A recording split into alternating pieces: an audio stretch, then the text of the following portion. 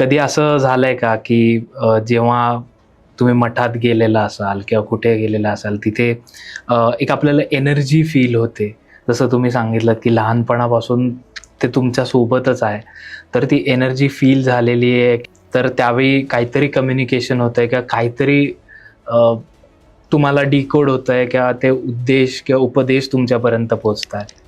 हे आत्ताही चालू आहे. अच्छा. त्याच्यामुळे सतत स्वामी माझ्या बरोबर असतात.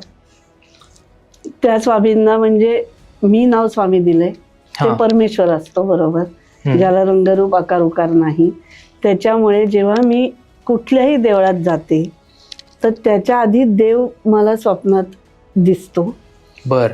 त्याला मी विचारते जपात, तुला काय आणायचं? तो देव मला सांगतो की हे माझ्यासाठी घेऊन ये.